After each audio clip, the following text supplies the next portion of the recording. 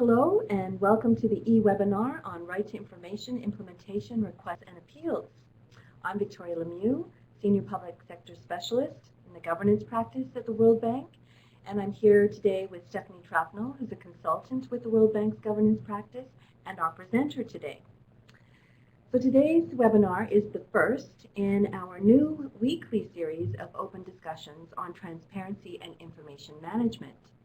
In these hour-long discussions, they will occur weekly via WebEx for the most part, and consist of short presentations from bank staff, from leaders of civil society organizations, and academics. And they'll be followed by discussion, open discussion on key themes related to our topic today, transparency and information management. For those unable to participate in these live discussions and this e-webinar today, we're going to be making each of these discussions and the webinar today that we'll record them and we'll make them available on our website, and we'll provide you later on with a link to the website so that you can download it and review the recording later on. So today's topic, as I mentioned, is right to information implementation. And we're looking particularly at reporting on requests and appeals. And so we were motivated to look into this topic and to commission some research on this because we wanted to better understand how right to information is operating in various countries around the world. How is it being implemented and how is it being used? How are the laws working? So we looked particularly at South Africa, the United States, Thailand, Jordan, India, Mexico, Brazil, and the United Kingdom. So Stephanie is going to tell you a lot more about our findings, our very interesting findings on this. But before I turn it over to Stephanie, I just wanted to mention that following Stephanie's presentation, we'll have a few questions that we'd like to have your feedback on. And then after the discussion on those questions, we'll open it up. You can submit questions via our chat box. So we're looking forward to hearing from you as well. So Stephanie, at this point, I'd like to turn it over to you. Okay. Thanks everybody for joining us. This is it's a really interesting opportunity for us to share our findings, I'm really interested to see what you think of the findings. So, what right to information? Let's see. There we go. What is the right to information? Well, at the most basic level, it's the right to access information held by public bodies. Government agencies and organizations. Some laws allow private bodies as well, but basically it is for public bodies. And it can be information can be provided in response to a formal request, and it also may be proactively disclosed. So there's two ways of accessing that information. We have collected information data on the first way of accessing information by submitting a formal request. As you might imagine, trying to measure proactive disclosure is still in its infancy. We're trying to figure out what's the best way to measure it.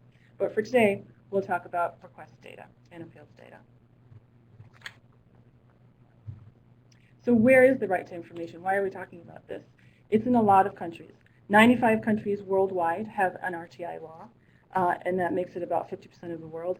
7 countries, since this map has been produced in 2011, 7 countries have actually passed RTI laws. And you can see that even if there is no solid RTI law, there are lots of initiatives in the works. So right to information is pretty much everywhere. So why should we measure the right to information? It's a right. How do you measure a right? Well, human rights are intrinsically valuable, but in order to provide access, in order to allow people that entitlement to information, you need to institutionalize it in the public sector. And that means embedding it in administrative operations. And once it's in the operations, the business as usual within the government, you want to understand how it's working. So you collect the data on the processes and the outputs of the system itself.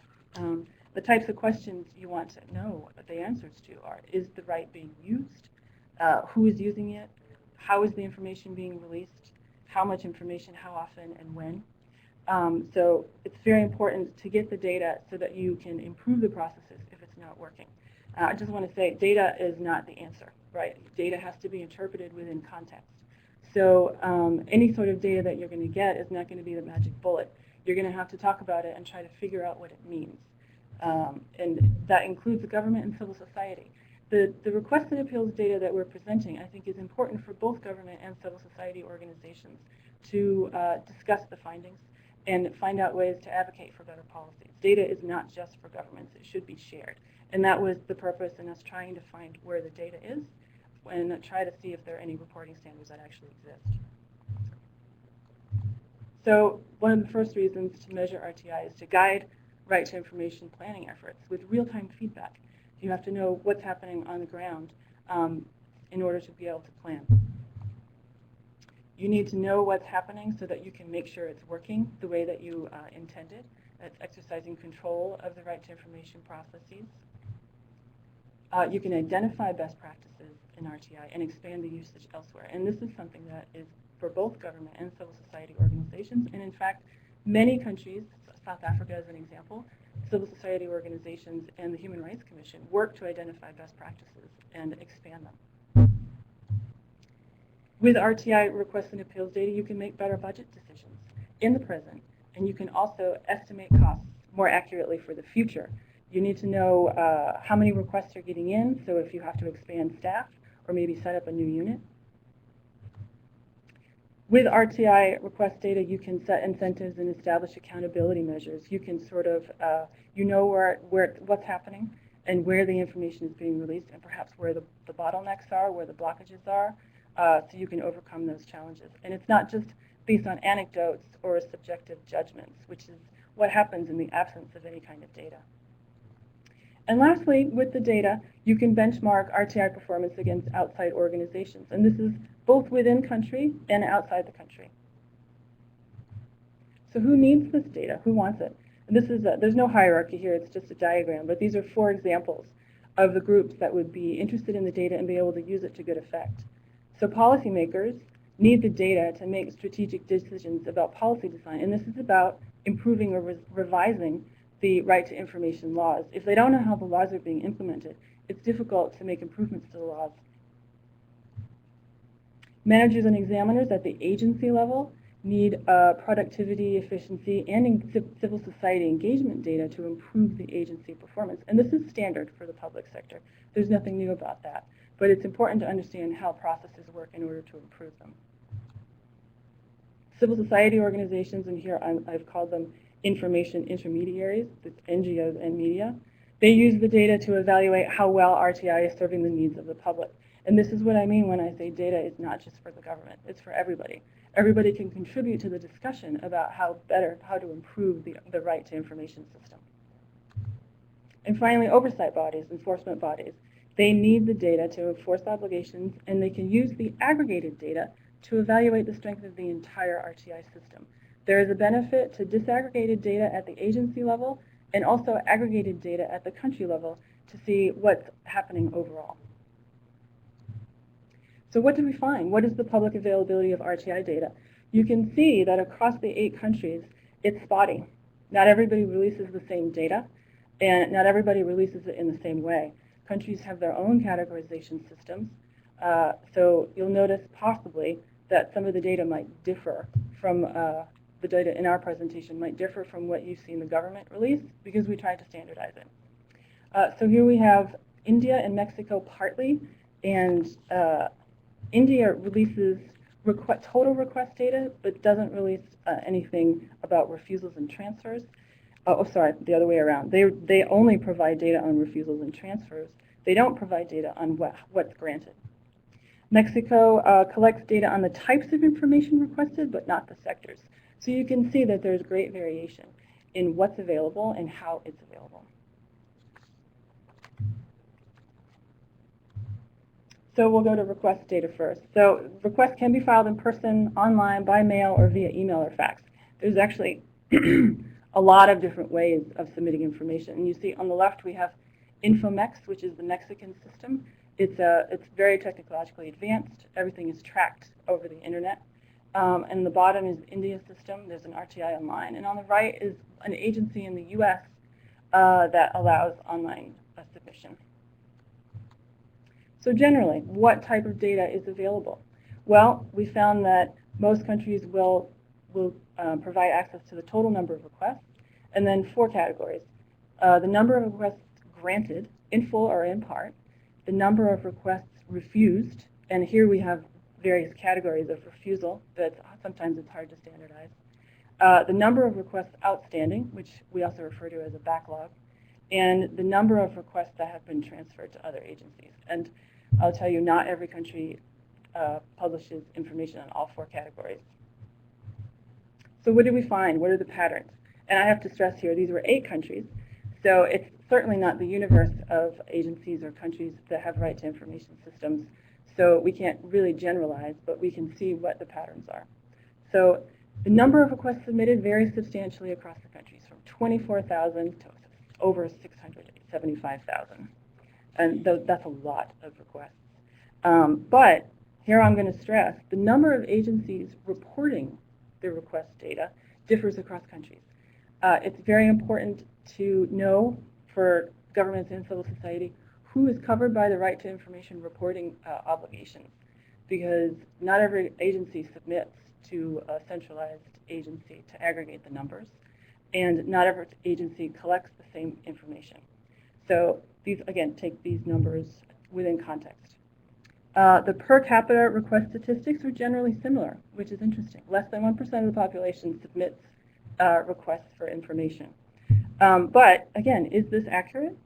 Do we want it to be higher, or is this a normal statistic? Again, we need to, one of the things we're going to stress is if there are some sort of reporting standards that are not enforced but suggested, then we'll get a better idea of actually how many people are requesting and what it is per capita.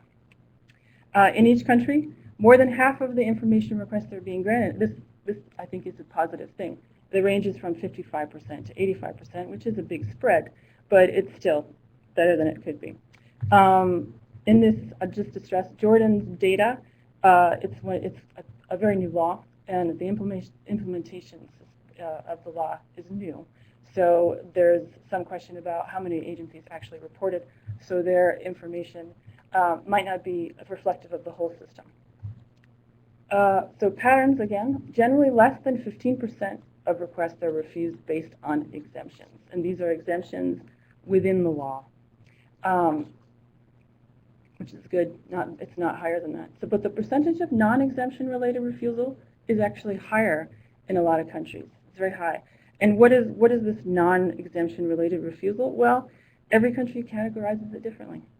So some of the examples are information did not exist, the request was incomprehensible, the request was a duplicate, decisions were still being made, requests were unreasonable or vexatious.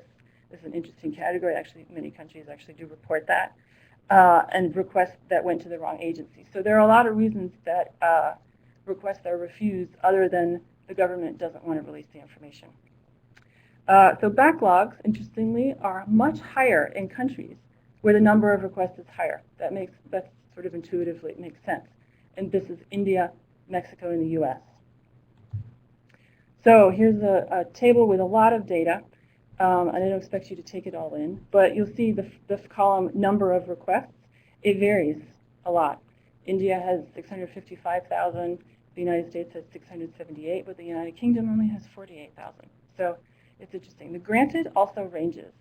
Again, Jordan's numbers may not be entirely reflective. 96% seems a bit high. But generally, we're in the 60s, 70s, and 80s for percent of requests granted. The refused on exemption, again, 15% is the highest, but mostly it's hovering around 4, 5,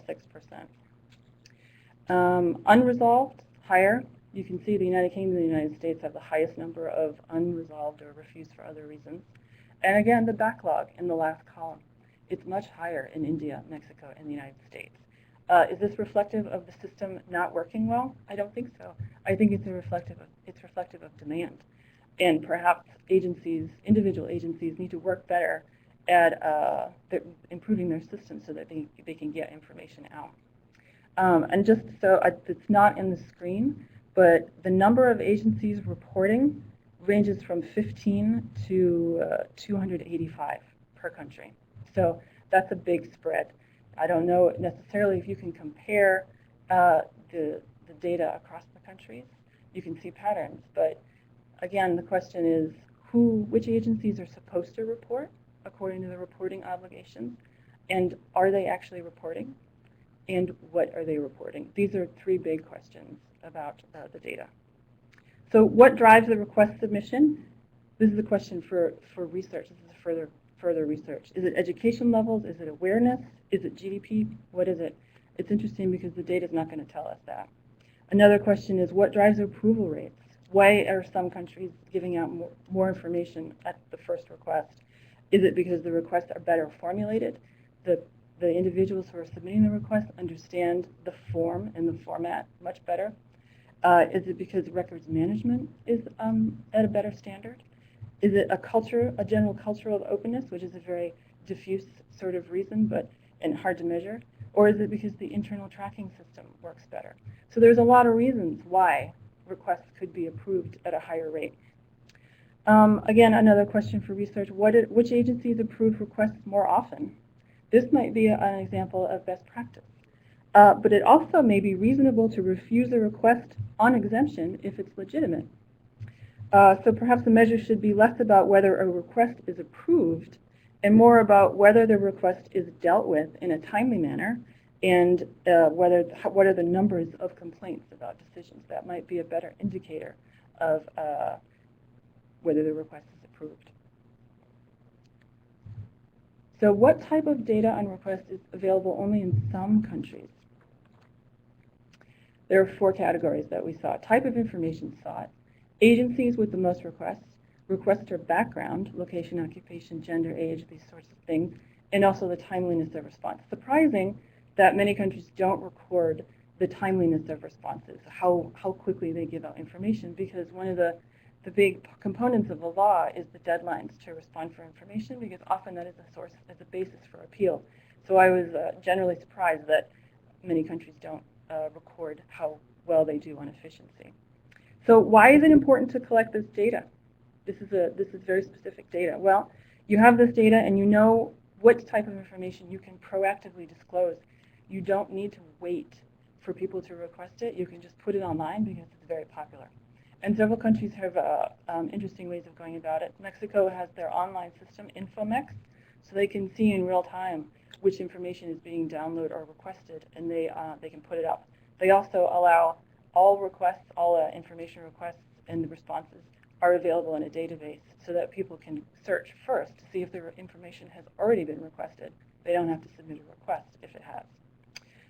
Why is this information not being requested and not being collected? Well, it's difficult sometimes to categorize across agencies for the type of information sought. The agencies with the most requests tend to get the requests because of the contextual factors, not necessarily because they're a very high demand agency. Also, asking for requester background can serve as a deterrent. So many laws mandate anonymous requests for that reason. You don't want to deter people from submitting requests by giving them, forcing them to give information that will identify them.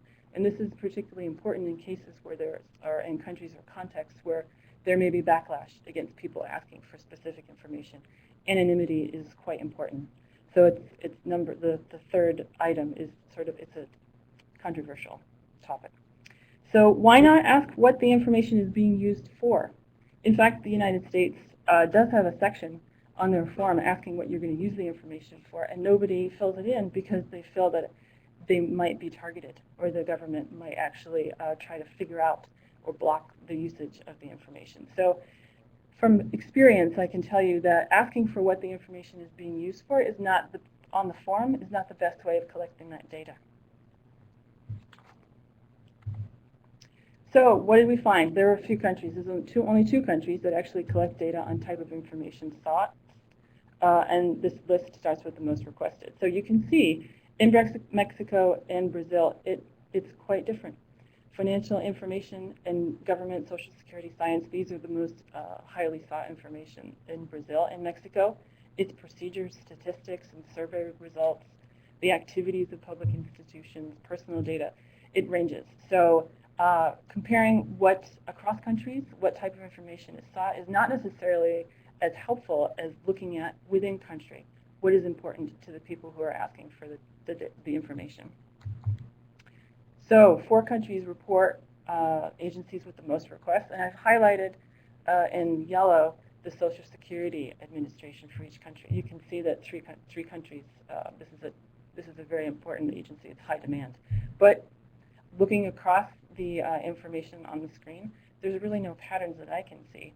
It differs according to context. It differs not necessarily because people in the country have a certain preference for information, but it also differs for where are the scandals happening, what's happening in politics, what do people want to have information for. This is also proactive disclosure. If more agencies are releasing their data proactively, they won't appear on this list, even if the information is in high demand. So again, take the information here on the screen with a grain of salt. It's interesting to see across countries. Requester background. Again, only 2 countries collect this data, and they have different categories. So in Brazil, 95% of the requests are from individuals and 5% for business. These are their only 2 categories. Mexico disaggregates a little bit more, 68% for individuals, and the rest is private sector. And interestingly enough, in Mexico, government agencies can actually file formal requests with other government agencies for information, and they do it quite a bit, 8%. So at least in these 2 countries, it seems that individuals are the ones who are using the information more. Really, the types of information that would be interesting to collect would be occupational field or sector, maybe, which sectors. I imagine that procurement would be a hot topic for requests. Lawyers often use it. Knowing who is requesting and which sector is, or which occupation is using the request system more can help to streamline the process in these agencies or for these groups. Okay. So we'll move on to appeals. So appeals can be filed at the agency level. They can be filed at an external appeals body, like an enforcement agency or an information commissioner. They can be filed in courts, which is very common, or some countries have special committees or commissions. So what is the availability of appeals data? You can see I've noted which type of appeal system it is at each level of appeal, and this is only the first 4 levels. If you're in the courts, it can actually range. It can go up to 6 levels of courts. So you can see I shaded the type of data that's not available. India doesn't release any. India and Jordan don't release any of the data on the appeals. Mexico releases it for the information commissioner, and courts often don't release data. It's interesting that the Thailand and the UK courts actually release that data.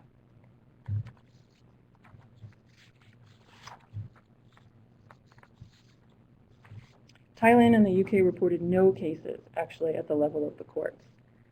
And dots mean there is no further level of appeal other than the courts. So usually it stops at the courts.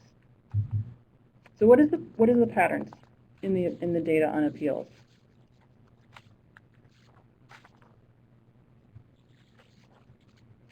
Well, countries vary substantially in the design of their RTI appeal system.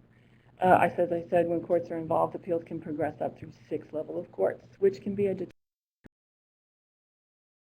deterrent if courts are an expensive endeavor. Some countries have made it so that court fees are quite low for right to information appeals. Others have not. Data is generally collected only at the level of the agency and the external appeals body.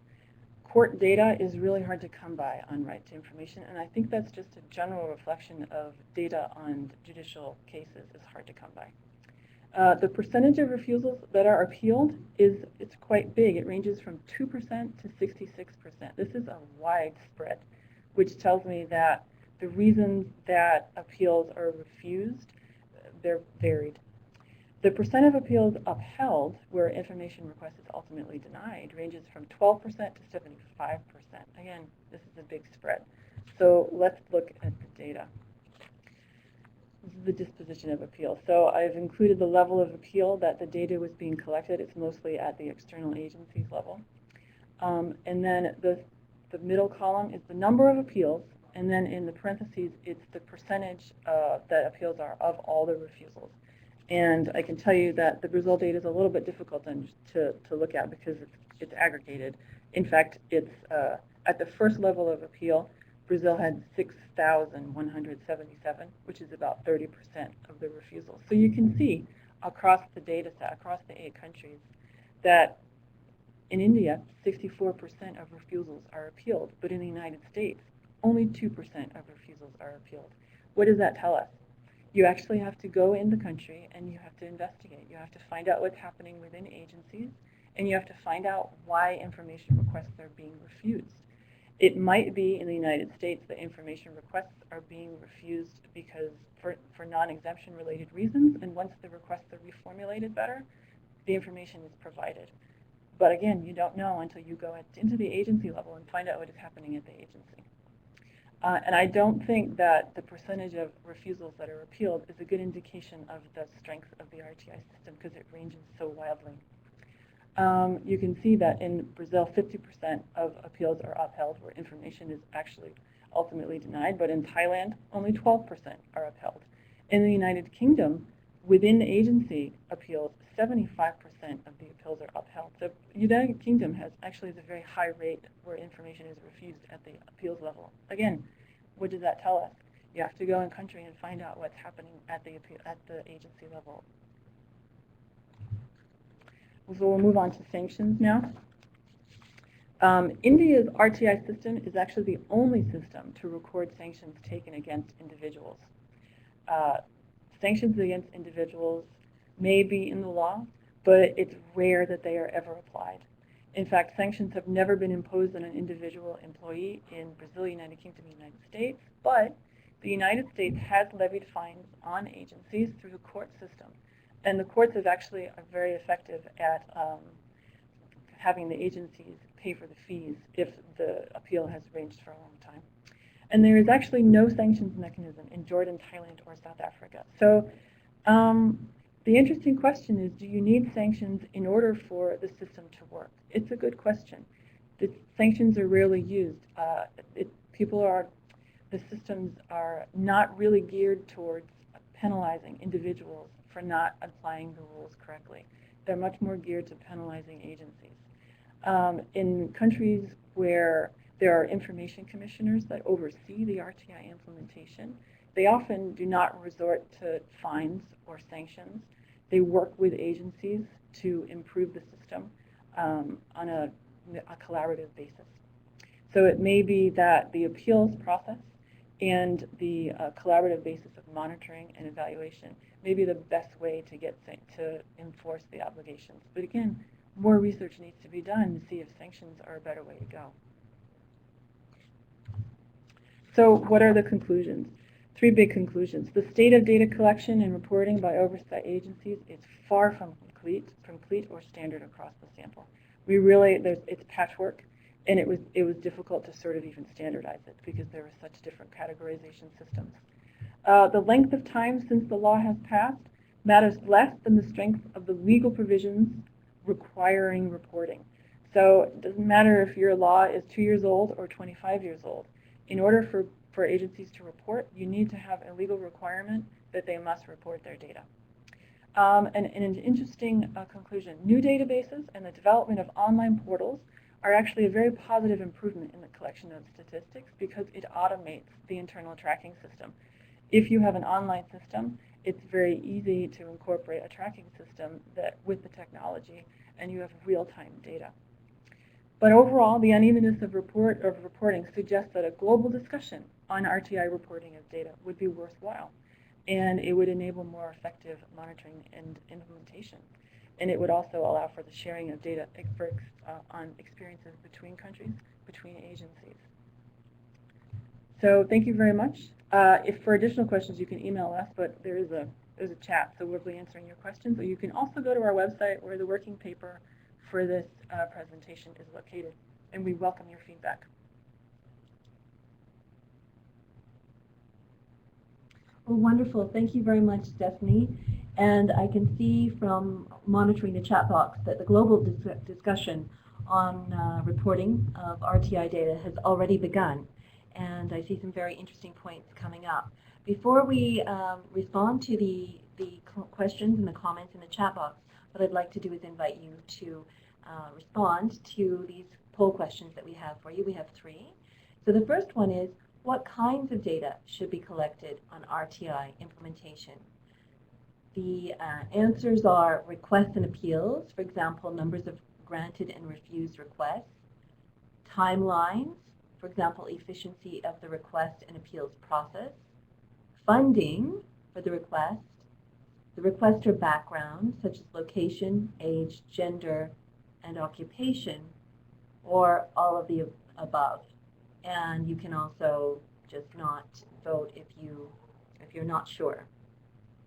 So we look forward to seeing what your thoughts are on the kinds of data that should be collected on RTI implementation. Great. It looks like it's pretty evenly split across requests and appeals, timeliness, which I'm going to call efficiency, and also all of the above. Now, I'll tell you, we limited it to requests and appeals because that was the most accessible, most available information. Timeliness, again, was hard to come by. Timeliness requires an internal tracking system, and that's a little bit more sophisticated than just answering requests. All of the above would be great. Funding, surprisingly, is very difficult to track because often countries do not have a separate line item in their budget. They just incorporate RTI within business as usual and within the administrative operations, which actually, it can be argued is better than isolating it. It just becomes part of operations, and it has to be funded out of the operating budget. Requester background, we talked about how difficult it is to collect that kind of information and to categorize it. Okay, we're going to move to our next question now. So do you think that RTI data should be used to benchmark RTI performance against other countries? So you can say yes or no, or not sure, and you can also choose not to vote. Give you a few minutes to respond to that.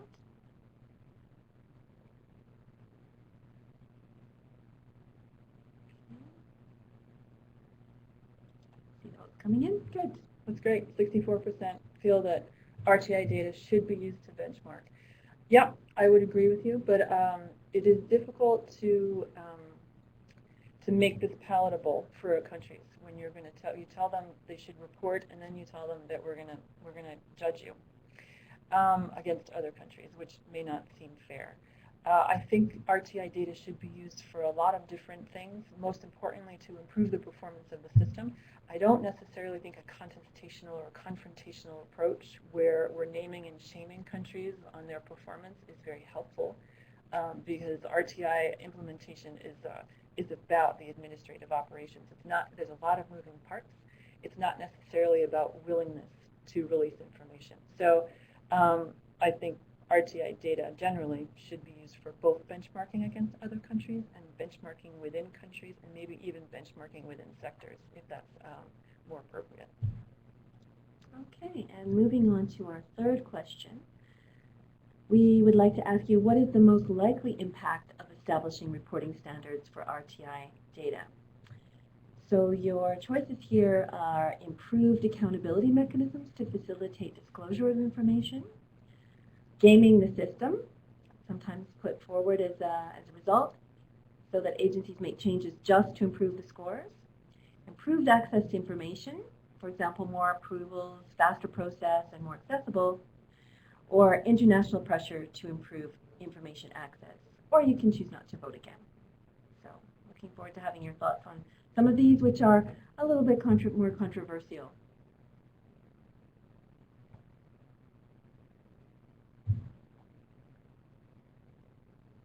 Okay, responses are coming in. Yeah, again, evenly split across improved accountability mechanisms and improved access to information.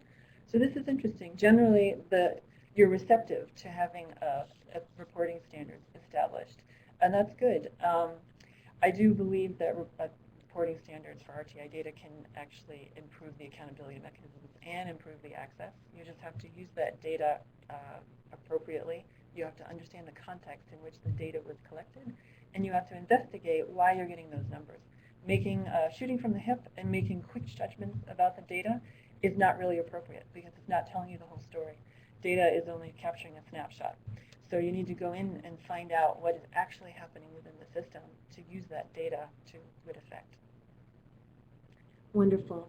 Well, thank you everyone for your responses. It's really interesting views, and I'm really looking forward now to opening it up to your questions and comments coming through on the chat box. I'd just like to remind you that you have access to review the presentation also. So if you want to go back and just look at something in more detail that we've said, that's been reported here before you post your question on chat, you can do that. So at this point, we have a number of questions that have come through on the chat, through the chat box, about the data, not surprisingly. So, for example, Abdelaziz asked, are the data coming from independent sources? And maybe I'll just sum up 3 of these, and Stephanie, then have you respond to 3 of those on the data. So are the data coming from independent sources? What are the sources of the UK data? Was one from Rosemary, who is coming from Scotland. And another question from Ben was the data from India. He had seen much higher figures than we have. So this really speaks to the methodology, the data gathering process, and also data quality issues. So I'll turn it over to you. Yeah, these are very good questions. I like the first question, independent sources. It depends on how you define independent. All of the data was made publicly available by governments. It was obtained by going to their websites or looking through their annual reports. In some cases, we went directly to the Information Commissioner to get the data because it's not made publicly available. That was Jordan. And I see that Saad is online. He did the case study in Jordan and helped collect a lot of this data. This is data that governments are reporting. And I see that a lot of people are questioning how requests were granted. What are the criteria for granting a request or categorizing it as a granted request? And that depends on the countries. We went with how the countries categorize their data. We went with what kinds of data the countries themselves were providing. There's no civil society data. This is all data that comes from government. And this is why there is a discrepancy between civil society's reporting and government reporting. And I think that speaks to there needs to be more collaboration. There needs to be more conversation, discussion between government and civil society organizations. If the data that both are collecting are so different, there's something going on, right? And investigating what is happening is going to only benefit the system. It's only going to improve it. I don't think there should be reluctance to talk to civil society about it. Yeah, I see Ben Taylor has said that there have been reports of 3 to 4 million requests annually. That's a lot. And India only only says that they got about 680,000.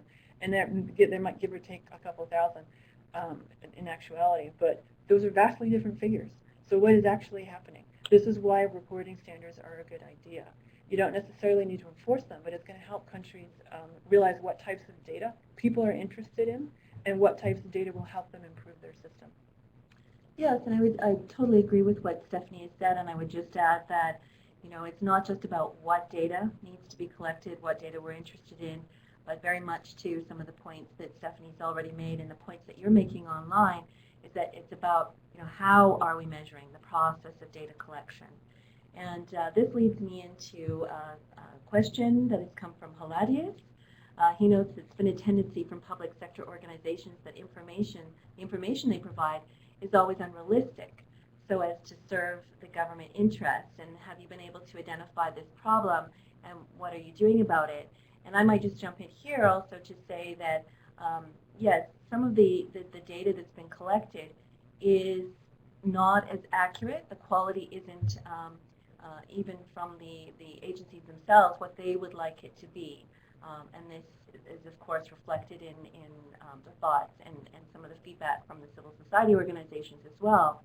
And oftentimes, the problem with right to information implementation and right to information reporting has to do with the weakness in the records management, the records and information management systems within public agencies. So to Haladius' question, I would just say that one of the things that we are doing is opening up a global discussion and really focusing on the issue of information management, hence the Open Discussion Forum on Transparency and Information Management that we're launching, and a new focus within the World Bank on strengthening records and information management systems in countries. So Stephanie, would you like to add anything No, to that? I concur. I support everything she said. There are a lot of moving parts with right to information, and the data that you're getting is not necessarily, or the refusal data is not necessarily because the government's not willing to provide the data. And many times they can't find the data, they can't find the information that they're supposed to be releasing. This goes back to records management and information management systems. It also goes back to, are their internal tracking systems strong enough? Do they actually capture all that is happening? So there are a lot of moving parts to right to information implementation. So in going a little deeper and figuring out what's happening is very important. Yeah.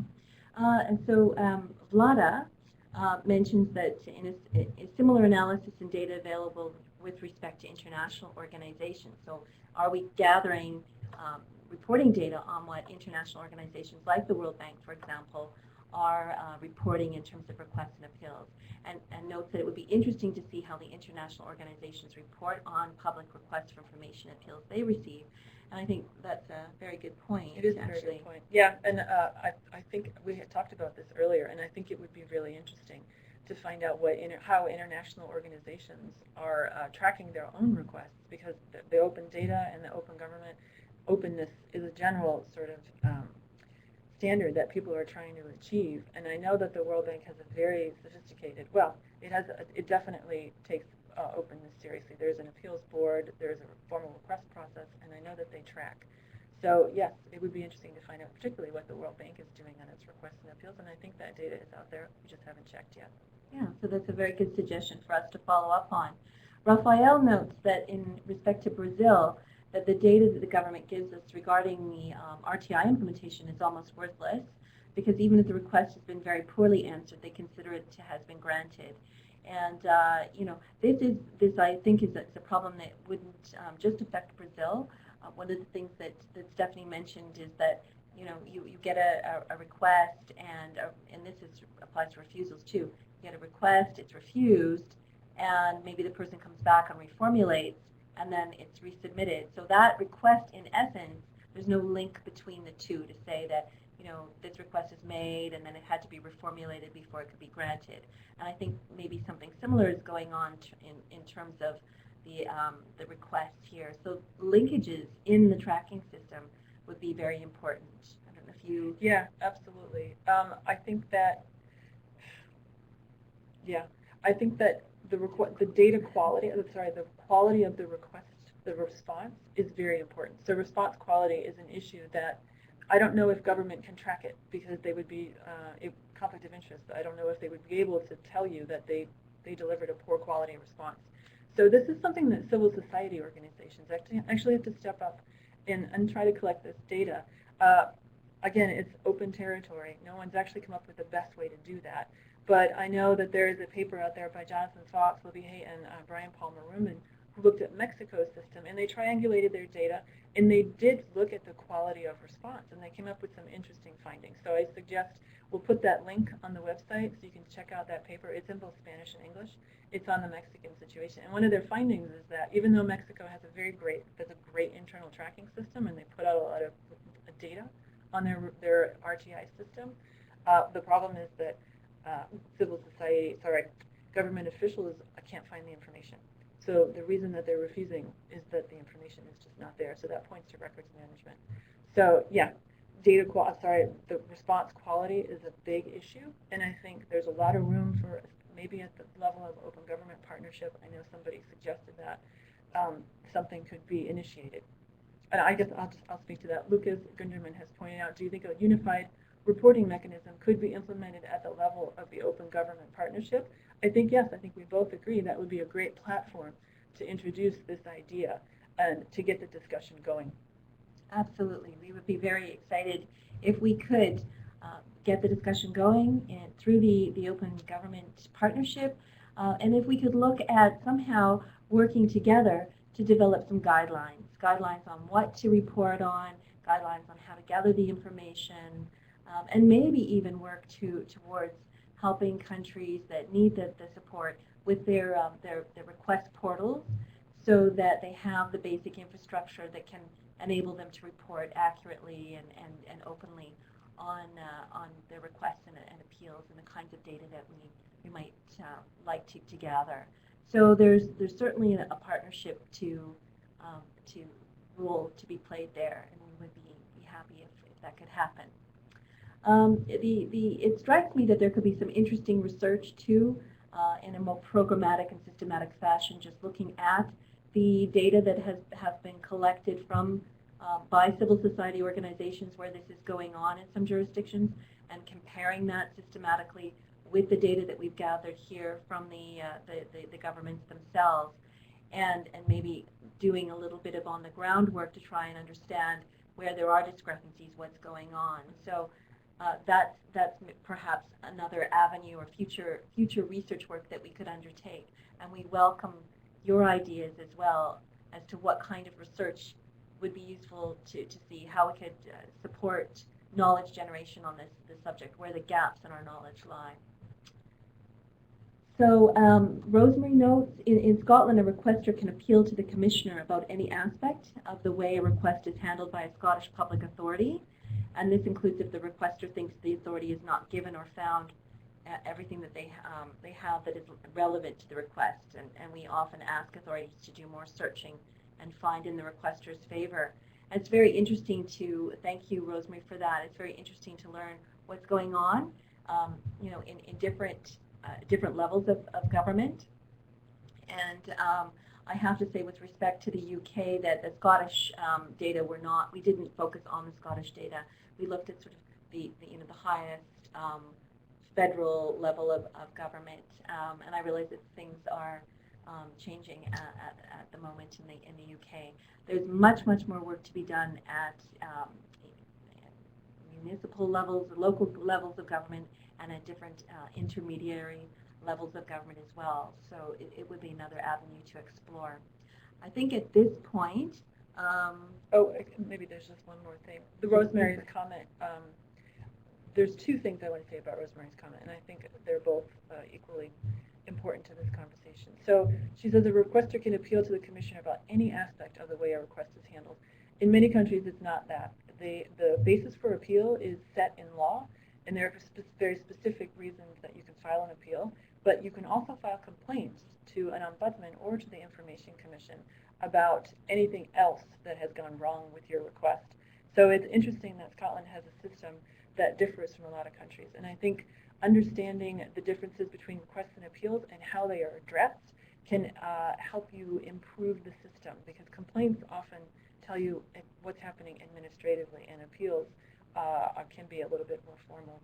And then there is, if the requester thinks the authority is not given everything that's relevant, the Information Commissioner goes back and asks the agency to look again. And I think this speaks to the efficacy of an enforcement body that is actively involved in helping information be released. If you only rely on the courts to process appeals or you only rely on an ombudsman that has no capacity or authority to force agencies to do things, then you may not be making the system as accessible as it should be or as efficient as it can be.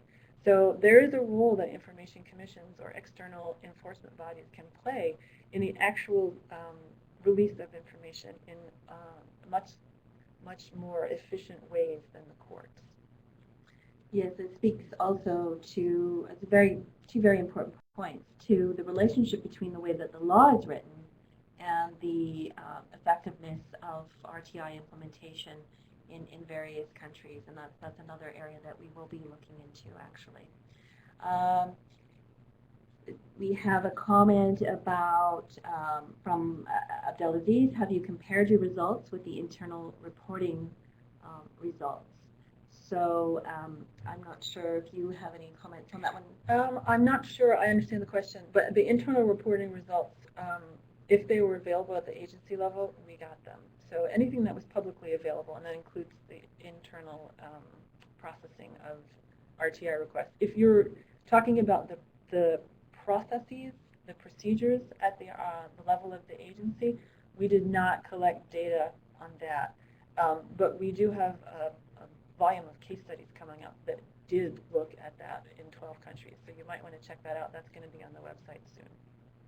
And Rosemary notes that she's taken with the comments about record keeping, and she asks, well, to what extent do you think this hinders good RTI practice?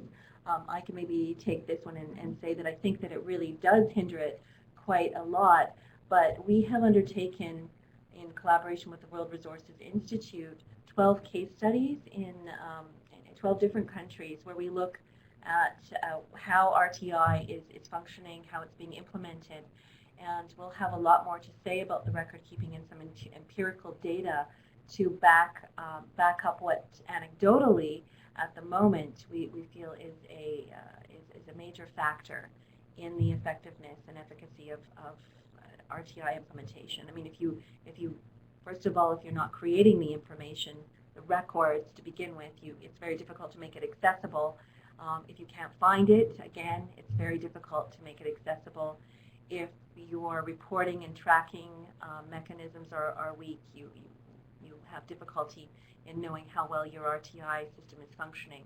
So in all of these areas, and one that is increasingly of concern to archivists, I know, is that in the transition from paper to digital environments that we see going on in many different countries, that adequate concern for long-term preservation, being able to access the records that would traditionally have been in paper form, is something that's becoming more problematic. And by long-term, that sometimes just means within 5 years.